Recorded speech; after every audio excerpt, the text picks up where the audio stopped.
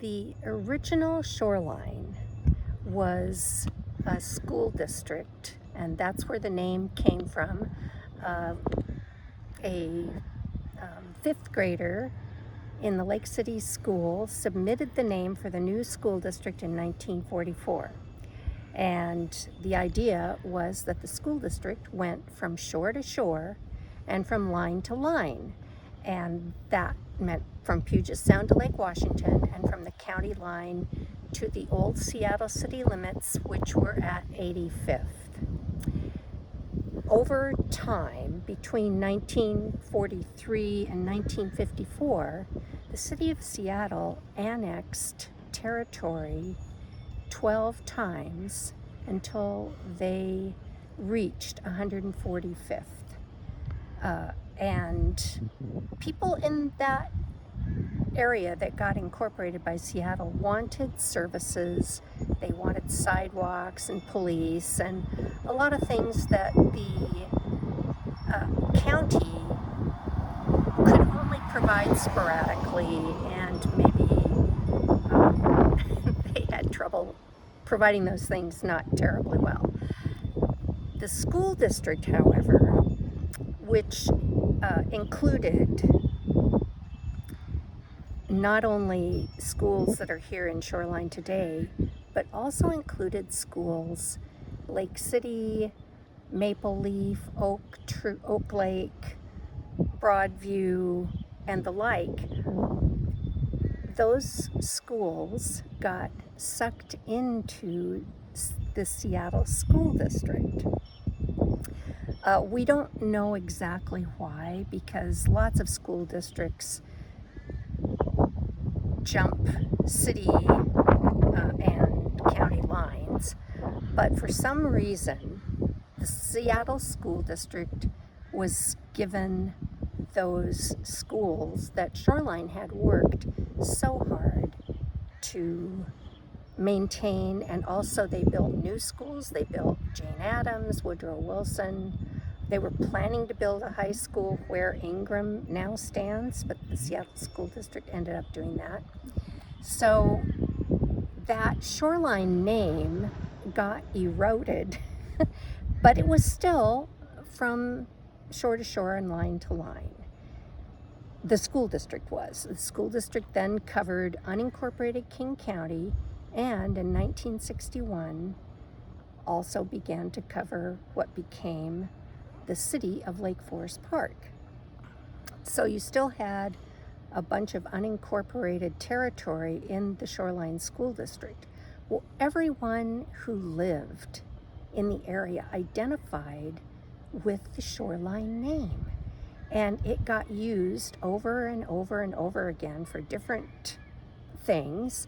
There were several studies, one of which was Code Shoreline in the 1950s, that actually studied the area to become a city. And that didn't happen at that time. And then there was another movement because people were mad about the floating bridge and felt they shouldn't have to pay for it. So another movement started to create a city at that time, and on until finally around I think 1988, it was it Jeanette MacDonald maybe, said that Seattle should study incorporating the unincorporated territory of Northwest King County. And that got people riled up, and a group of people met and said, no, we're not going to let this happen. The meeting where she announced that there was almost a riot of Shoreline people. And then, of course, the state started the Growth Management Act. And now, what happens to unincorporated territories? Well,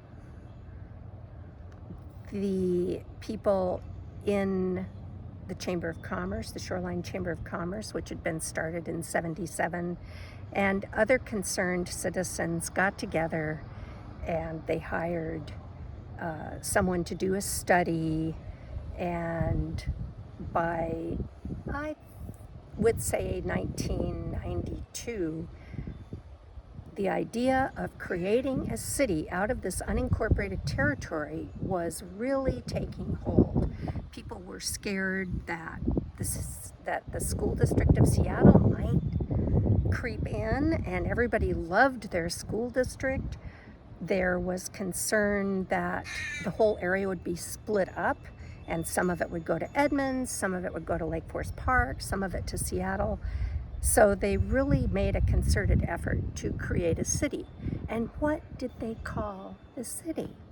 Well, they could have chosen so many names, but because the word shoreline was very identifiable by people, they just, I don't think there was ever a real discussion about it. They just decided to call it the city of Shoreline. Now, there have been so many arguments about that because the school district was called Shoreline, and it covers more than just the city of Shoreline. And this is a very difficult concept to grasp. So now the word shoreline has been further eroded. In some people's minds, shoreline simply means the city of Shoreline. Well, in 1995, the city of Shoreline incorporated. What a great movement it was. People were just so invested in creating this city. Really, hundreds of people worked hard, and they made this city happen, and it really is a wonderful city. I don't know what else they could have called it, but Shoreline, the word shoreline stuck, and so we have this great city with 14 neighborhoods that is really beloved probably by 99% of the people that live here. I was the fortunate recipient of the position of executive director for the Shoreline Historical Museum in August of 1992. And as soon as I became director, really literally hundreds of people came and talked to me about the history of this area. I've always been very interested in history, and I particularly find family history very interesting. And I think within a couple of days, I was really invested in the history of Shoreline and uncovering it, but also getting it out to people to understand and know about. That was the museum's mission, to educate people about the history. But for me, it was really a personal passion, and that passion grew and grew. And the most important part to me was getting to know the families here, particularly the historic families who have still descendants living here in Shoreline. It is just amazing how many families have stayed here. And that really became a real passion for me. And from 1992 to September of 2021, I never lost sight of that passion. And then I continued it by putting that history as a jumping off point for people so that they could do their own research into a book. This is the first time Shoreline has really had a comprehensive history that can help people do research on their own families and their neighborhoods. And that was all my passion, and I hope that I'm imparting that to the citizens of Shoreline. Great. Richmond Beach is the oldest neighborhood in Shoreline, and it really was begun about 1887. People started moving here. There's no doubt that it was advertised back east for people to come out and get their own little piece of America, or start fresh, which so many people did. In the newspapers back east, there were all kinds of advertisements for people to move out west. And the people who came here, they saw their opportunities. So the first person that, the first immigrant to move here was Mikkel Lund from Norway, and he was I think the only person to actually have a homestead here, and that was up at 15th and Richmond Beach Road. The street we're on right now became part of Richmond Beach Road, but at that time it was called Market Street, and it was the first street, except for the one along the Sound that is Olympic View Street. Market Street was the first street that was really established in Richmond Beach. In 1890, Richmond Beach was platted officially, and it was platted as Richmond Beach. And in February of 1889, the Holloway family moved here with everybody. Their whole family moved here, including in-laws. And they first lived in an abandoned cabin down on the waterfront, but they soon began building and building and building. They built a hotel. They built the two buildings we're standing in front of, which were a post office and a general store. And John Holloway just built so many buildings, not only on this street, but in the surrounding streets. And Market Street was the street to be on. The post office was established very early on, but it really came into its own when Mr. Holloway built the first building dedicated to being a post office. And that building still stands. It's the red house we see before us. Well, the real distinguishing feature here was that the founders of Richmond Beach saw themselves as a resort town, and the whole idea of having a town named with the word beach in it meant you were inviting people to come from surrounding areas and stay at the Holloway Hotel, or eventually the Kennedy Hotel, which was built in like 1905. And a lot of these buildings had upstairs apartments that probably could be rented out to different people who came. And people did come. So how did they get here in 1891, 92? Well, they came by boat. They came by Mosquito Fleet steamer or by horse and wagon. The roads were almost non-existent out here, but the railroad came through. It was completed through Richmond Beach in 1891, I believe. And so that, even though it was still just a whistle stop, there were many stories about people coming here on the train. And there were, not only was there the Holloway Hotel, they had a dining room where Mrs. Holloway served chicken dinners every Sunday night. And you've heard of Frederick and Nelson downtown. Well, Mr. Frederick himself would come out here and have chicken dinner at Mrs. Holloway's table. So there really was this huge push to welcome tourists, and the beach was just beautiful. So a lot of people did come here. Some people came and spent the summer here. It was probably a big hassle to go back and forth, so they would come and stay here. So that, you know, separately, like in Ballard, they had the mills, the wood, you know, the timber mills, and also, well, people did do fishing here.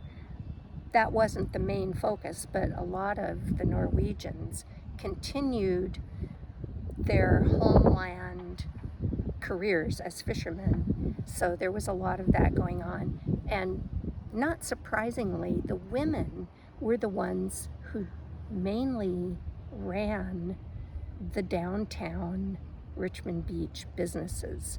So you heard me mention Mrs. Holloway. Well, all of these businesses up and down Market Street and on the next street over, they were primarily run by the women, while the men were doing the labor,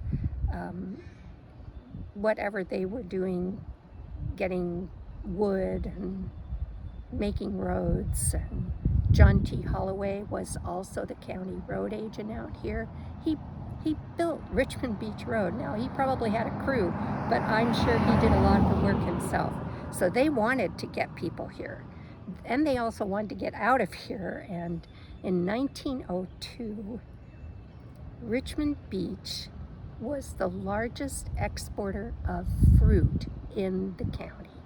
They grew strawberries and tree fruit, and there was a barrel making company down on the beach, and so there were plenty of ways to ship the fruit by train, and some people did it by wagon once there were roads in.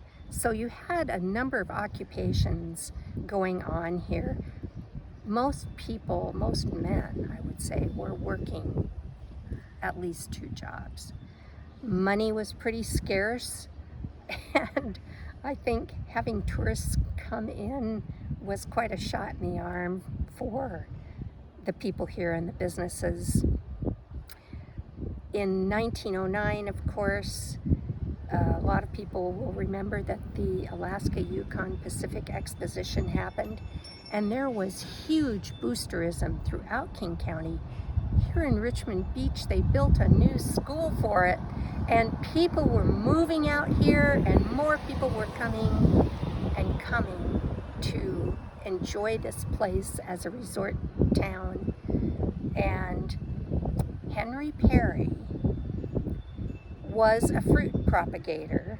He came here from Wales, and he invented a strawberry called the Richmond Beauty. It is legendary. A huge, delicious strawberry, only 3 to a strawberry basket is the story.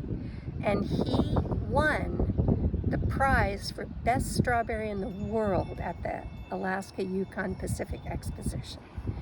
And oh my gosh, the town thought it was going to burst. Everybody was so proud, and just even the editor of the Seattle Post-Intelligencer, Erasmus Brainerd, I believe his name was, he moved here in Richmond Beach. He was just up on the hill a little ways, around 20th, I think. So it was quite a time for Richmond Beach, and people just, they thought Richmond Beach was going to be a big going city concern, and of course that didn't quite happen. They were doing well, with their hotels and people coming for the summer. But what really happened to the resort town is that cars were invented, and pretty soon really good roads were being built. In 1913, the North Trunk Road was paved through what we would call Richmond Highlands. That is now Aurora Avenue. And the car caused people to want to go places. This was, to have this kind of personal transportation. This is the story throughout the county and probably throughout the United States. People didn't want to just go to Richmond Beach anymore. They wanted to go to the mountains. They wanted to go to Canada.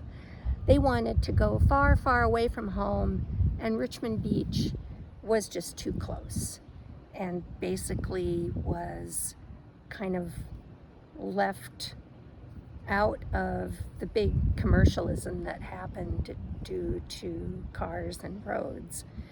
And one thing they did get, though, in 1911, Point Wells, which is just north of us, became a distribution point for Standard Oil and Shell Oil. And that provided a lot of jobs for the men in town. You know, a lot of the other things had happened. Roads had been built, and there wasn't as much work to do anymore. Point Wells was probably a godsend for a lot of families here. And so men just went down the street a few blocks to their work, and lots of Richmond Beach men were employed by the two businesses at Point Wells, who shared that property. Shell and Standard shared the property. Oh, there were other things that had happened down there, but that was a big employer here. And as tourism became less and less, Point Wells really picked up steam, and women were still running the businesses here in town, of course, but they eventually, you didn't have very many. There were a couple of restaurants and some general type stores that did stand the test of time, but for the most part, the hotel business died out, and even men who came on the ships at Point Wells, Point Wells had its own dance hall, and there wasn't a whole lot for Richmond Beach to offer in that way. There was a dance hall down on the beach, but there just wasn't a whole lot for them to do. And I say men because until World War II, those were the people, that was the gender working at Point Wells. Well, World War II changed that, and a lot of the jobs that the men had went to women. Women were rolling barrels. In fact, you know, a friend of mine even still had her leather barrel rolling apron that I think she donated to the museum. So the women kind of were then integrated into the workforce there, and a few of them, even after the war, never left and continued to work at Point Wells. And that Standard continued to operate there until 1994. And then they gradually shut everything down except for the asphalt plant, which might still be working, I don't know, but they kept it working for a long time. I kind of hesitate to speak for everyone, but I will make an attempt. I think the majority of people here feel like this is a family-friendly, safe city. And that goes for pretty much every neighborhood, not just here in Richmond Beach, but there are 14 neighborhoods, and people seem to really love their neighborhoods. They want to keep their neighborhoods clean and beautiful, and there's a lot of family activities. I think Shoreline has more parks per capita than any other small city in King County. There's 41, and soon there's going to be 42. That's a lot of parks for such a small area. There's like 60,000 people here. That's a lot of parks, and they have, some of them have wonderful activities, some of them are just trails. It's really a beautiful place to live. There's a beach, the actual saltwater beach, Richmond Beach Saltwater Beach. It's very close by, easily accessible, and it is a beautiful, beautiful beach.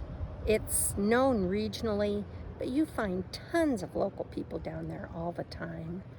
Even in bad weather, there's a bluff walk that goes up over that you can see from Seattle to Whidbey Island and the Olympics in the beyond. It really is a lovely place to live.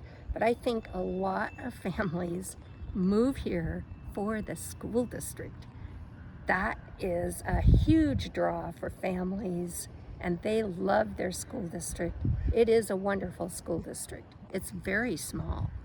And so the attention they can give individual students is a cut above what most large school districts can do. Oh, sure, sometimes there's disappointment or grumbling, but I think not a single person would move to a different school district. It really is tops, and people like that. And then when people come here with their families, it's pretty friendly for retired people. There's plenty of places to shop, they're close by, and there's a lot to do for everybody. There's restaurants, and Aurora, being the main thoroughfare, has lots of things on it that services for people. And so people stay. They don't sell their homes. They stay here and age in place. It's wonderful for everyone. And I think most people would say those words.